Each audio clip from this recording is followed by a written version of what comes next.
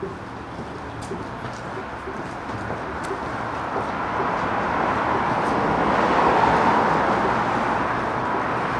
you know what I love?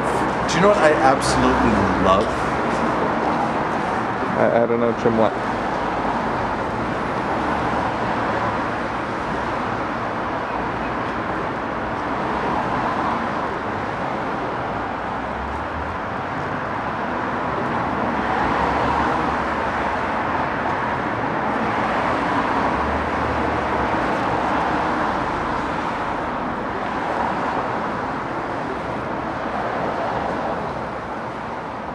Balloons!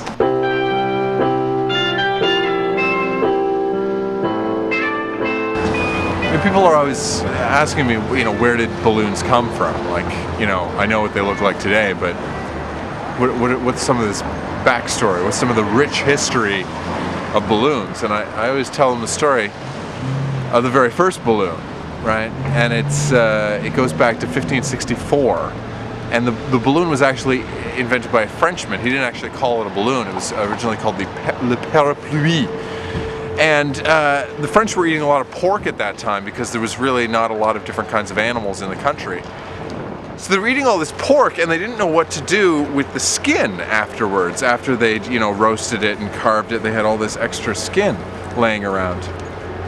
So one guy stitched it all together and kind of just as a joke, blew into it. And then he got this sort of oblong shaped thing. And he would stitch it all together and reinforce it so that it was airtight. And he said, that's a parapluie. And then he started tossing it to his friends and they were playing catch. And they said, I bet there's a market for this. I bet I could set up a shop. So, back in the 1560s, you would have your butcher, your baker, your candlestick maker, and also the man who would make you a balloon. And because it was sort of a luxury item, it cost 75 cents.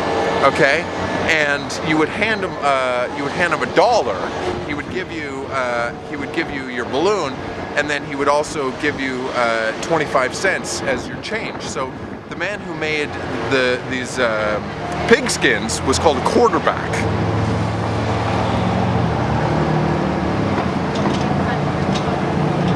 No, that makes any sense. And he would say, go long and catch this balloon.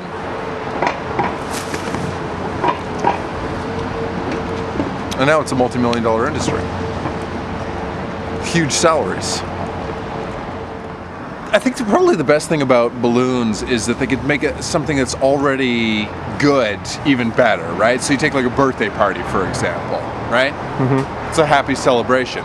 Add a balloon, just sort of takes it up a notch, kicks it up to the next level. And at the same time, a balloon has the power to take a situation that's maybe not so happy and flip it around, make it a little bit better, right? So you got like, let's say you're sick in the hospital. You got a sick relative in the hospital. Bring them a balloon. They're not as sad anymore. Mm-hmm. It's got an uplifting effect.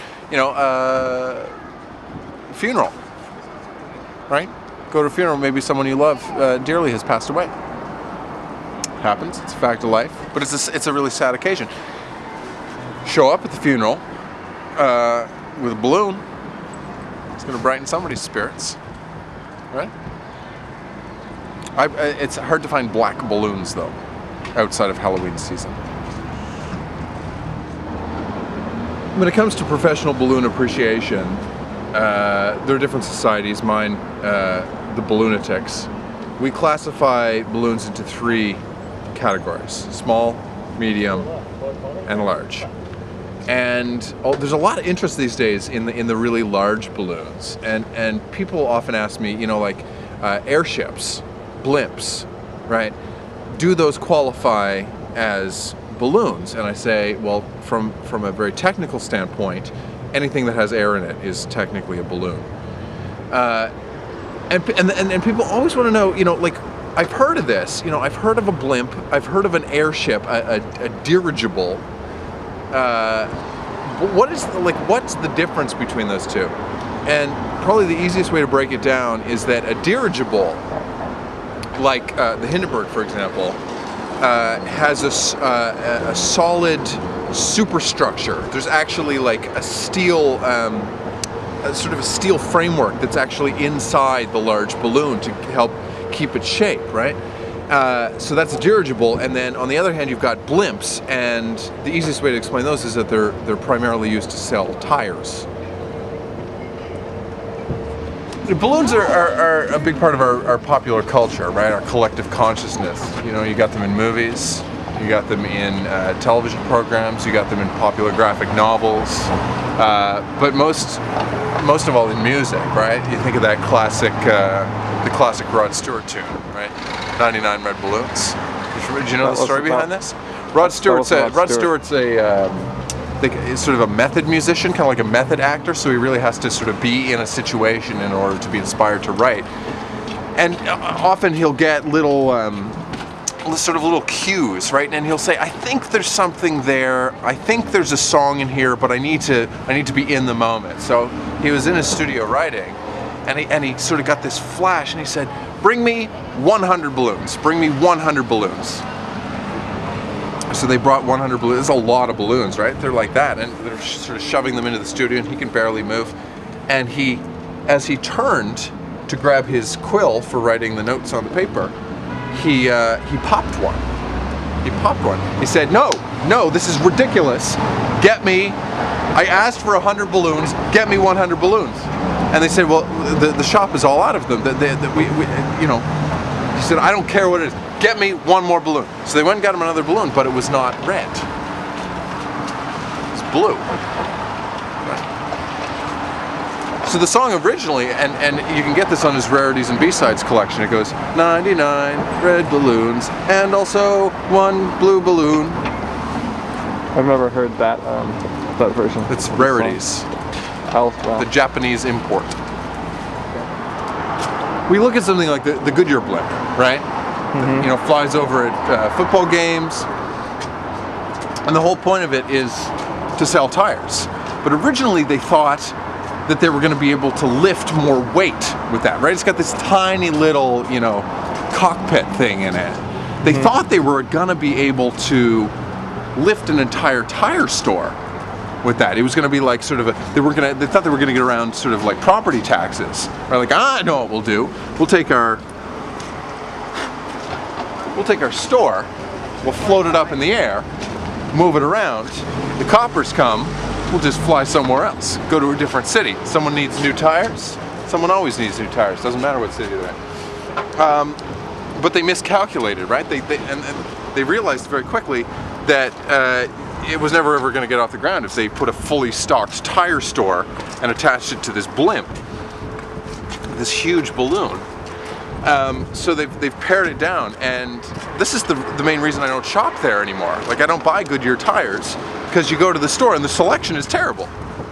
Right? You get up in this blimp and you got like two options.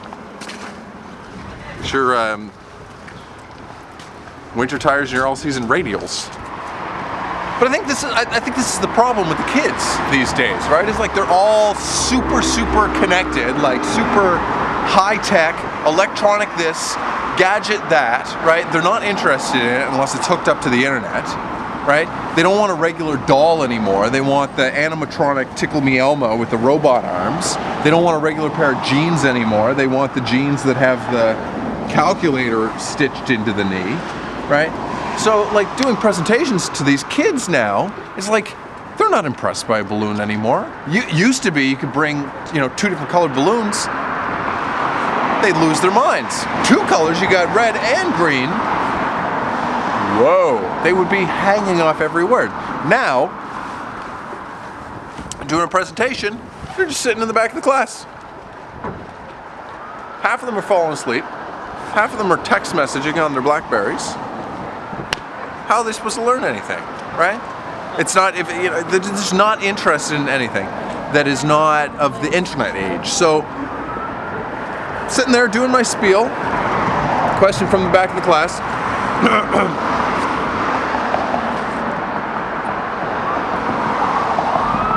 Does that have Wi-Fi? Does that balloon you got there have Wi-Fi? Say no, it does not have Wi-Fi. Then does a text message? Can I send a text on that? Say no, Jamal, it does not text message. They do not make balloons that text message. Yes, they do. No, they do not make text message balloons. I got some right here.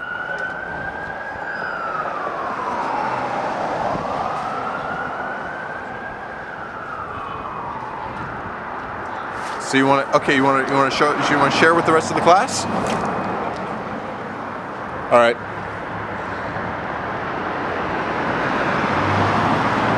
And lo and behold, he's got them. He's got text message balloons. And he told me where I could get some. You want to see? Sure. Show me your text messaging balloon. It's actually pretty amazing technology. So, here we go.